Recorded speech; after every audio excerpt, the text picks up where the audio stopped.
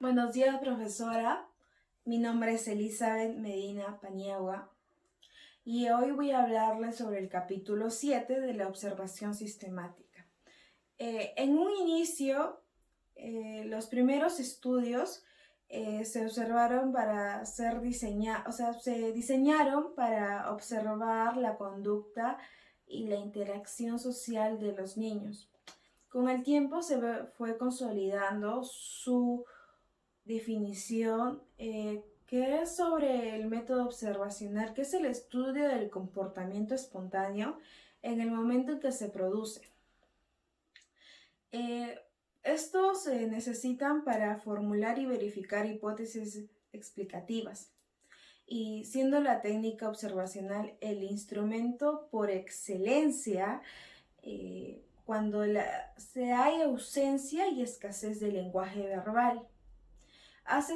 Entonces esto que hay escasez de lenguaje verbal, se utiliza este método como recogida de información. La diática entre el observador y el observado se puede dividir en 4 niveles, según su distancia.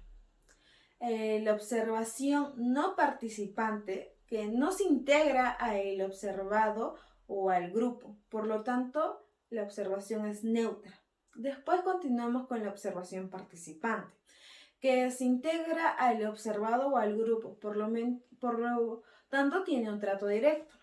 La tercera es la participación-observación. El observador tiene alguna relación con el observado. La cuarta es la autoobservación. El observado y el observador son la misma persona y existe la heteroobservación y la introspección.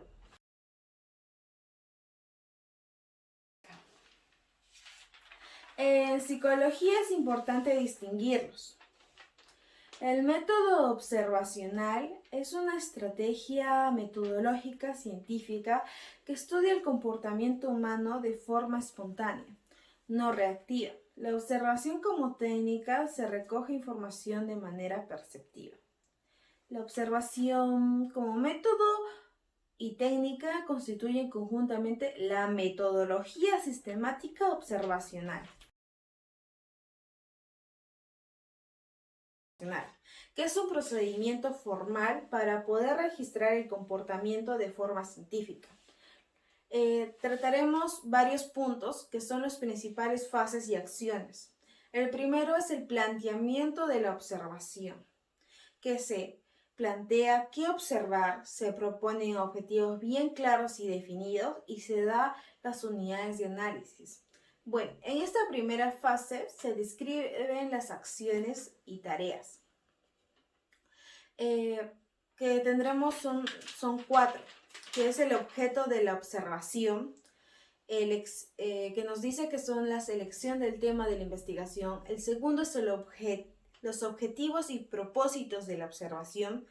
En este punto es fundamental para determinar las unidades de observación. La tercera es las unidades de análisis, que determina fenómenos, eventos o variables. Y es posible señalar las unidades de observación, que son la conducta observable o manifiestas, atributos y emociones no observables, interacciones, productos de conducta. El cuarto y el último, que serían los parámetros de medida, se adopta un sistema de medida que nos permite cuantificar los datos, y las principales medidas son la ocurrencia, la frecuencia, orden. El segundo es la selección de procedimientos de observación, donde tendremos 2 puntos, que se plantea una serie de cuestiones. ¿Quién o quiénes van a ser observados? ¿En qué situaciones? ¿Cuánto tiempo va a durar la observación? ¿Dónde va a ser la observación? ¿En qué contexto y cuál será el instrumento? Se toma una serie de decisiones sobre el tipo de muestreos. En tipos de muestreos tendremos 3. El primero que hablaremos es el muestreo de participantes, donde se enfoca en un único o más como objeto de observación. El segundo es el muestreo de situaciones, donde se seleccionan episodios que interesan en función al objeto. El tercero es el muestreo de tiempo. Se determina cuándo y cómo se va a realizar el registro. Hablaremos ahora sobre el contexto o el lugar de observación, dónde observar. El primer punto que hablaremos es que se llevan en contextos naturales, que se producen de forma espontánea. El segundo punto es que se llevan en situaciones artificiales, que se producen en situaciones creadas o de poder controlar y replicar las observaciones para comparar los resultados. El primero que veremos son los prototipos de registro, donde se diseña herramientas para observar sistemáticamente, donde nos da 4 grandes prototipos de registro. El registro narrativo, descriptivo, semisistemático y sistematizado.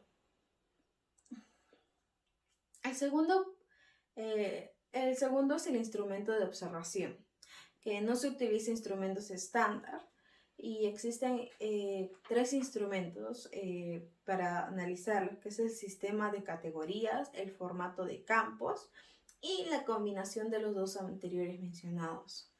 El tercero es nuevas tecnologías y software para observar. Facilita la obtención y el registro y el análisis de datos. Son más eficientes, se reducen los errores de codificación y son más ecológicos. Es válido si se mide lo que pretendemos medir. Se puede contar con un margen de error y se busca controlar los errores sistemáticos. Y es altamente fiable si son bien clasificados, ordenados y con muy poco margen de error, donde se busca controlar los errores aleatorios. El grado de ajuste entre registros se obtiene mediante los diferentes coeficientes, tanto cualitativo como cuantitativo. Tenemos también acá lo que son las fuentes de error. El primero que lo haremos son los procedentes del observador, que son por la falta de experiencia, por la falta de entrenamiento, por el grado de participación. El segundo son los procedentes del elemento observado. Y aquí viene la reactividad, cuando el observado se da cuenta que está observado y empieza a cambiar su conducta. Después contamos con los procedentes del sistema o método de observación, que es por el registro elegido, por el muestreo seleccionado y los dispositivos técnicos.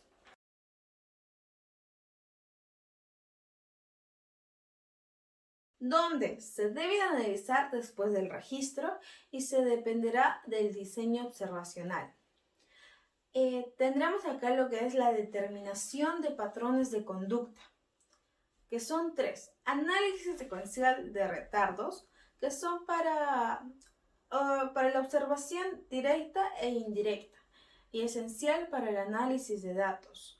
Después tendremos la detección de T-pattern, que son los análisis y detección de las estructuras temporales del comportamiento. El tercero que hablaremos es la complementariedad entre técnicas de análisis. Aquí se complementan entre 2 o 3 análisis para hallar sinergias.